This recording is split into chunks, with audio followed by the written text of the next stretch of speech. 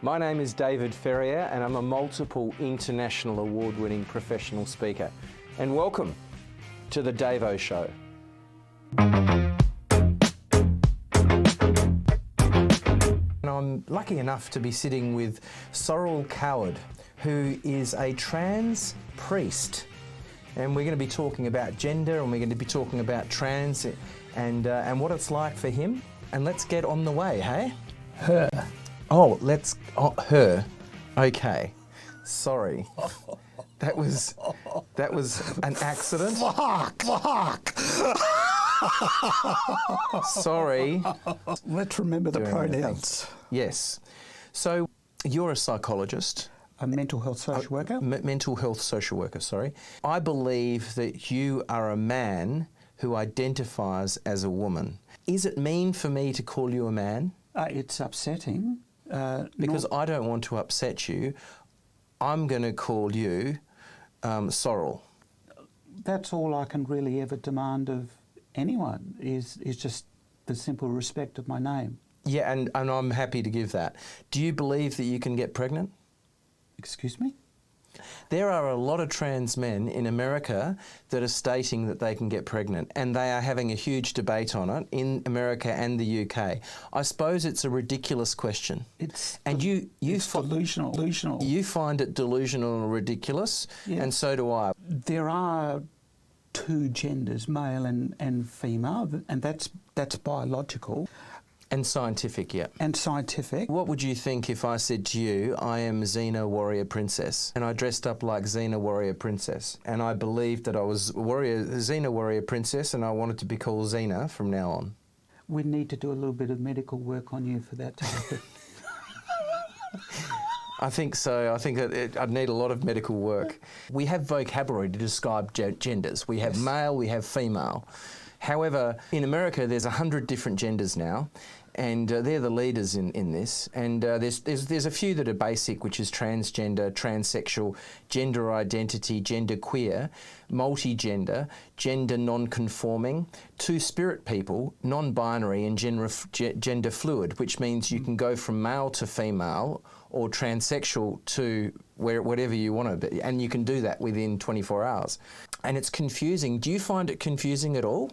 Terribly confusing. Terribly confusing. So if you're finding it terribly confusing and I'm finding it terribly confusing, it disappoints me in Australia. And I feel bewildered that my 8-year-old girl comes to me and says, the teacher spoke to me about gender and she was confused by it. And I was upset by it because I thought, you know, I'd like to be able to communicate to my children on my terms about such a topic. And that I felt was taken away from me. If we're confused by it, how the hell can an 8-year-old work through it? This is the question, and I find it really scary that in America and in the UK, that this is being pushed into Australia. What's your view on that? It's not at all healthy. And I don't believe that schools are a place for this to happen. In the UK, at a girls' school, a prominent girls' school, 30% of the girls identified as transgender. 30% of the class, which was extraordinarily high. And that's primarily due to the introduction of such a conversation early on in there. And it's refreshing that we can agree on this. And I feel that it's ridiculous. And I think that the majority of people would think so. There's something really wrong there. Well, it's like a 3,000% increase. And I think the majority have to stand up. And the majority have to take action on this. Because we don't want a minority running this show. Yes. And isn't it ironic in America that a 15-year-old can go to a doctor and say, I want to be a boy, I'm a girl and I want to be a boy, and the doctor will prescribe puberty blockers and steroids without parental consent, which will stop them from having children for the rest of their lives. It's irreversible. Now, it's weird because teenage girls sometimes do self-harm, they cut, They have anorexia, they go through body image issues, and boys go through that too. Yes, they do. And when they go through that, diagnosing somebody to take drugs or diagnosing someone to have surgery is ridiculous. And it's not working in the United States, and it's not working in the UK. And it's scary. What's your view on that? As we see in the United States of America, has been politicised and weaponised. The experiment to educate children in America Yes. and the UK has failed miserably. It's a social contagion that's happening. What, being trans? Not being trans, no. No, putting this gender debate into the schools.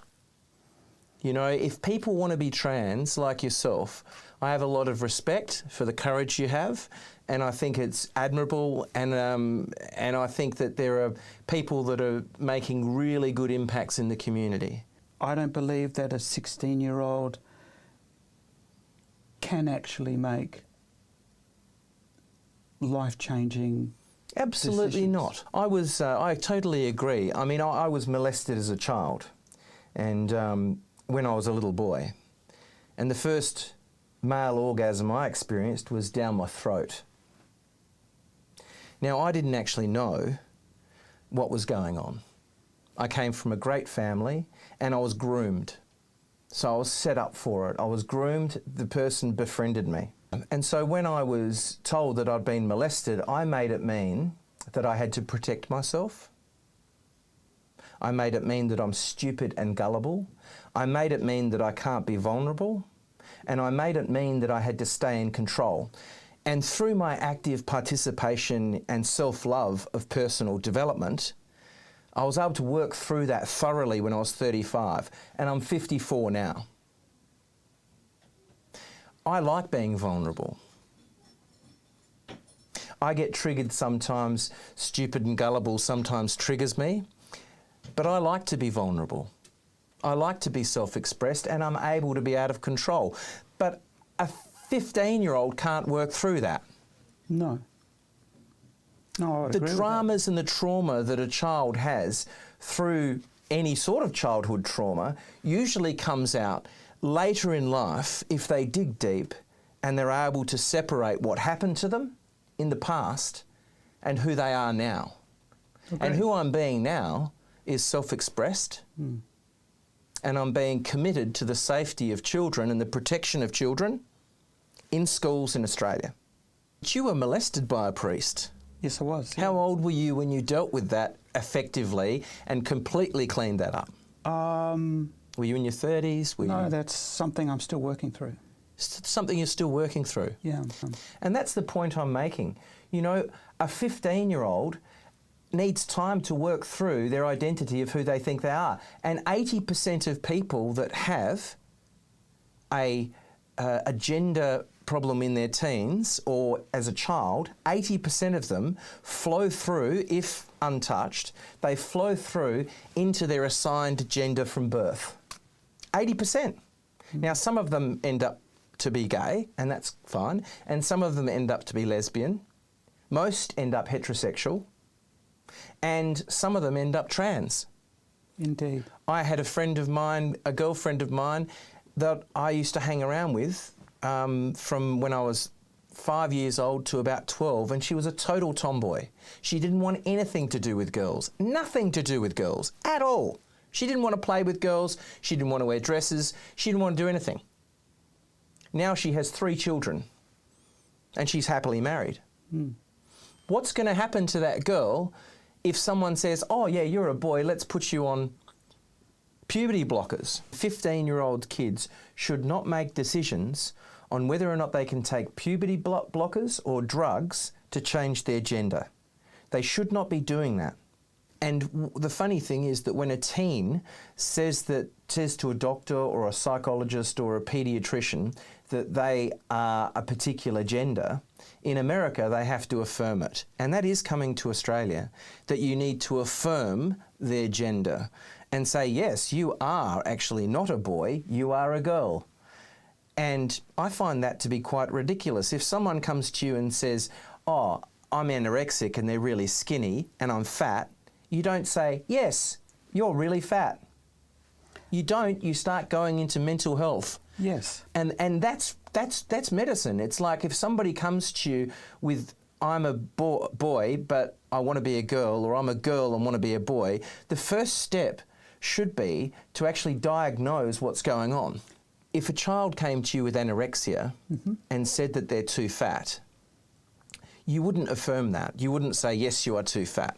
No. No, I mean, that would be the worst thing to do, is when someone's got anorexia to say, well, yes, you are fat. I'm going to affirm that.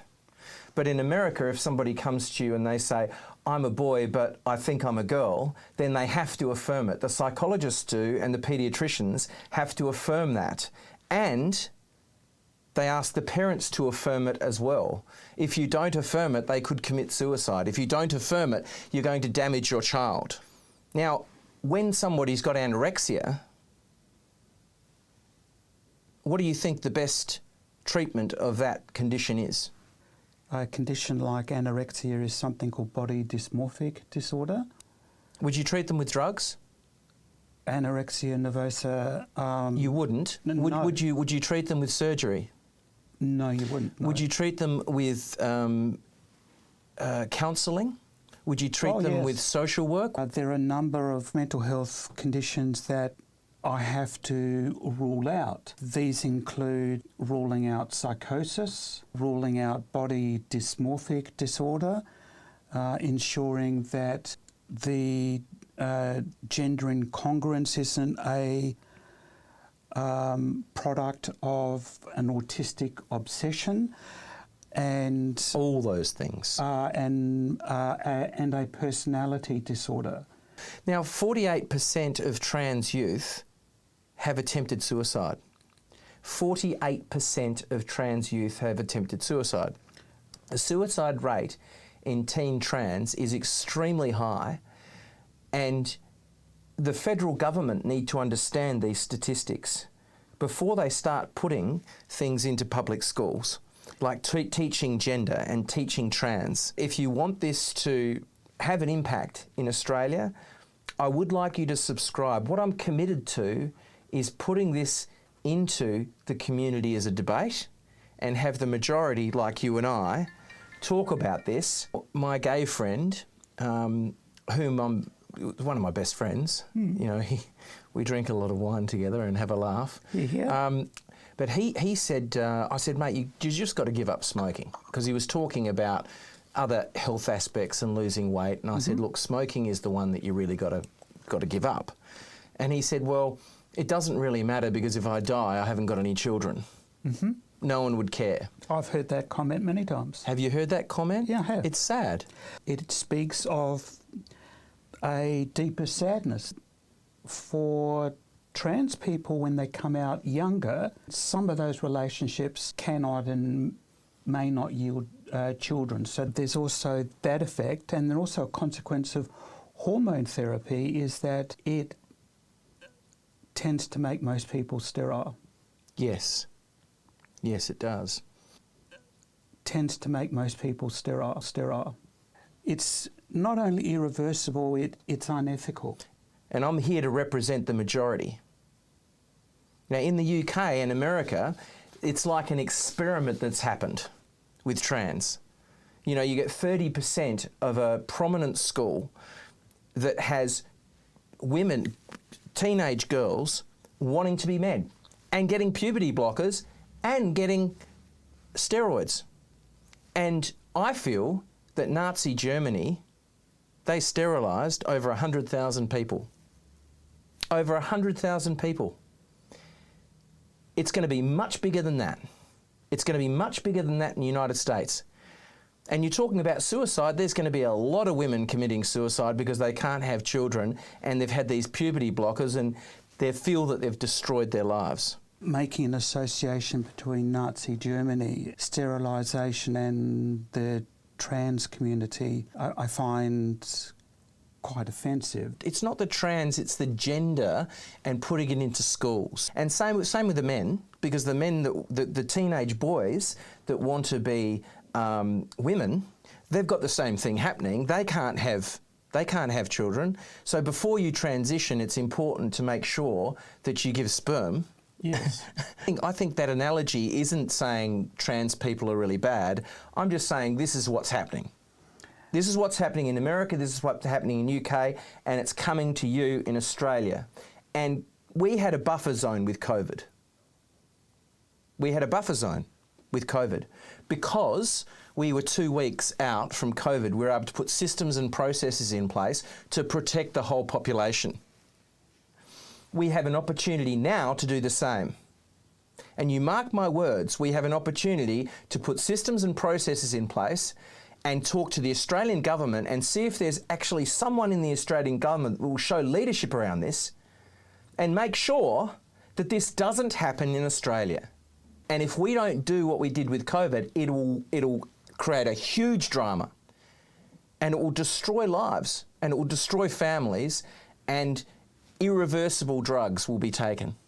I think we agree with each other that there's a bit of a social contagion that's gone through the UK and gone through America, and in relation to the gender debate and how it's being forced into schools by a minority group. And that's very refreshing that we agree on that. I didn't think that would be the case. The thing is, though, it's very possible that I might be vilified by doing this and thrown under the bus. Not possible. Well, it will happen. Okay, it will happen. So I'm worried about that. I'm genuinely worried about that. There will be a very, very strong reaction. There'll be a strong reaction, and that's okay. Why am I making a stand? Why I'm making a stand because as an international award-winning professional speaker, I'm committed to making a difference in the lives of others. And that's what I've done through my training company, and that's what I've done as a professional speaker, is to make a positive impact in speaking to a group, but also to inspire them on the day and inspire them into action, to take action after the talk so they can implement things into their life to make a positive difference. And I think this is a great opportunity to make a positive difference in the lives of teens in Australia and families in Australia. Again, if you agree with what I'm saying, and if you want this debate to get larger in Australia, I would like you to just tick that like button and make a little comment and subscribe to this YouTube, because we've got some very exciting interviews coming up with more transgender people. Sorrel, I would like to thank you genuinely from the bottom of my heart. Thank you. Because I think you're a beautiful person. Would you like to come back and talk about another debate? Because there is a debate around trans people that are competing in sports. Oh. And they're competing in sports against women. Yes. And they're annihilating them. That's another topic. It's a hot potato, that one. It's a hot potato that I'd like to address. Yeah. Would you like to come back and address that? Yes, I would. Great. Thank you very much. Good on you, Sorrel. Thank you. Thank you. I hope you had fun. I did, yes.